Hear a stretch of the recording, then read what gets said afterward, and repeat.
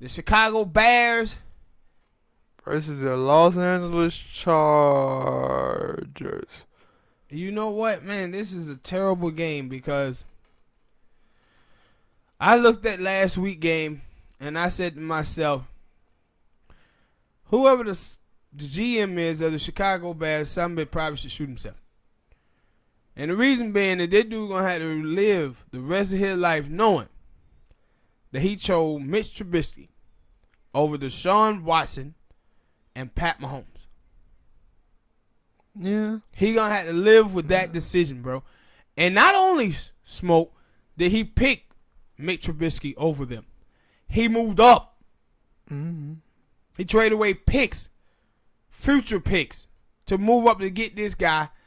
And, man, when you might watch Mitch Trubisky, I think with Rich Eisen, he said some shit along the lines of Mitch Trubisky probably is the number one guy in passes that you say you just got to make that pass. You got to make that pass. He said there ain't nobody in the NFL more than Mitch Trubisky than you say that about. Like, yo, you got to hit that, right? He got to complete that. And that's the thing about him. Like, the Bears got a good football team, but you kind of see now that his bad play is hurting the Bears defense. But this is what the Bears get. Like, how many quarterbacks have, other than Kyler Murray, and we don't even know what Kyler Murray, no, Kyler Murray had 2 years. 2 years, and Baker had 2 years. But how many quarterbacks that had came out in the draft and only played one season of college football has to produce? None. But you know the last guy I think that we had like this? Mark Sanchez, you remember? No, it was, Mark Sanchez. I think say Christian Ponder. But I think he had more than 1 year starting. No, maybe not, because he came from Florida State. And E.J. Manuel was a quarterback before him. So maybe it was Christian Ponder. It been some instances where a quarterback only played 1 year and he looked it great, and then some fool of a GM said, "Yeah, I'll take him." No, and what they was high. Doing, yeah, not taking him in the third or fourth round. They took him high. And what you seen from them, they were betting on upside. They saw that 1 year and like, yo, man, well, we knew he didn't have this and he had that, but the stuff we did see from him, we thought he would get even better, and that shit just haven't panned out. And then Cardell Jones, but he was drafted what, third? Yeah, but no, you remember Cardell Jones came out, he took his team to the championship, but then he came back to college for another year and he flamed out. Yeah. Who else was I thinking? It was Cardell. I thought Cardell Jones. It was somebody. But anyway, y'all let us know who else it was. Yeah, but and they made a terrible decision, man, and I feel for the Bears fans because they got a good football team, but their quarterback is letting them down, man. Then got lucky to get Khalil Mack. Yeah. And then he looking unstoppable. Yeah, man. But then he looking at offense and say he's I think it was Rex Ryan who was criticizing Monday morning, I think it was, I was watching, he was criticizing the Bears defense because they gave up all these points. I said, man, they sitting out there with Mr. 3 and out. They playing with Mr. 3 and out. So that defense is going to be on the field, baby, for a lot. And them boys going to get wore down and they're going to get tired.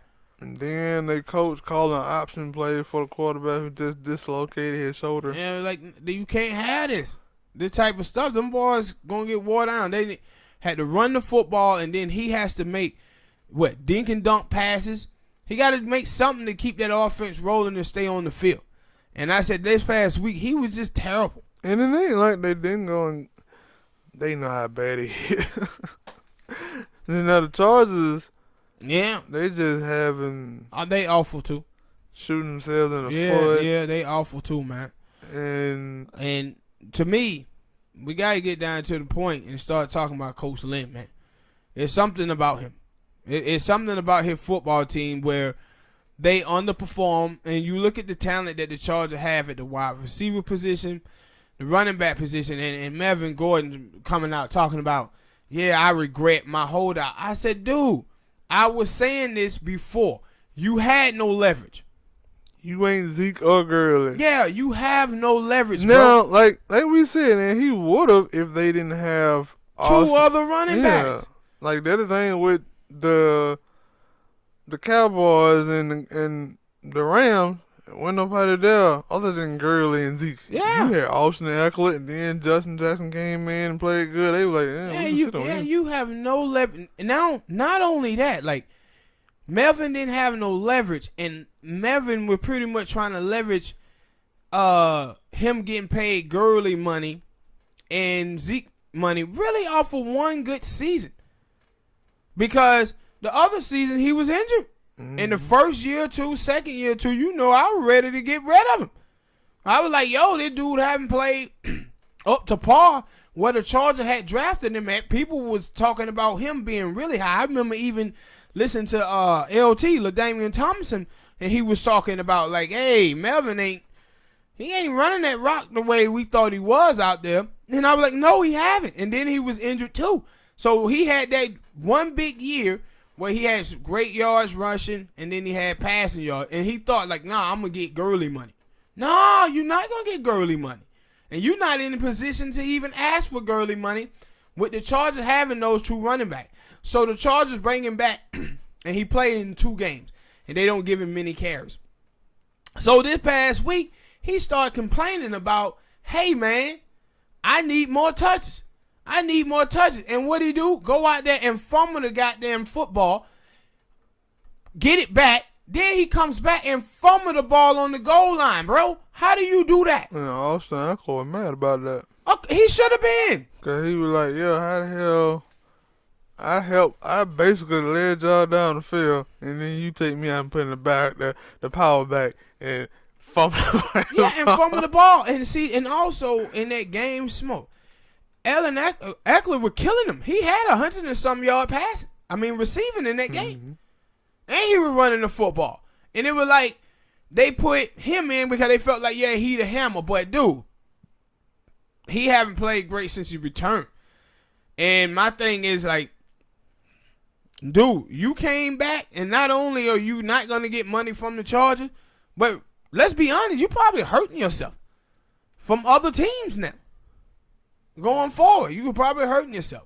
So out of these, 2 and 3 and 3 and 3 teams, like I'm pretty sure you picking the Chicago or you picking Chargers. I'm taking the Bears, man. I am, bro. I'm taking the Bears, and the reason why on the road game, and the thing is about the Chargers, they offensive line back. Now, what's called could be playing this week? Russell Okung. I think I see them on him. So they gonna most definitely need Russell Okung to come in here to try to deal with Mac. But Mac gonna get him some sacks off of Russell Okung, cause you can't expect like dude who hadn't been playing. Yeah, not been playing, but then the type of injury that he had, he not been playing, but he ain't been able to work out properly because he was going through a serious health issue. Mm-hmm. And now he coming back. He gonna have to try to play himself into football shape. So I can see Khalil Mack and that defensive front for the Chicago Bears dominating the Charger offensive line. And the reason why, because every team that they didn't play this year didn't have success against that offensive line. So I see the Bears winning this game probably something like 19-13. Yeah. I think I'm gonna go with Chargers 21-14. All right, people. Let us know what y'all got in this game. What do y'all think about Mitchell Trubisky? And what do you think about the Chargers and them starting out this slow? I think it was, I don't know if it was last year or I think it was the year before last. The Chargers started out slow too, and then they make a run. If you're a Charger fan, do you think the Chargers going to do something again like that where they're going to get it together and get back on par? Let us know what you think in the comment section.